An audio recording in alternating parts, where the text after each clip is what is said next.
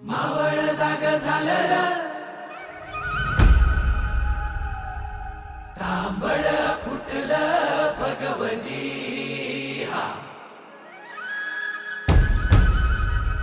मावळ जाग झालं र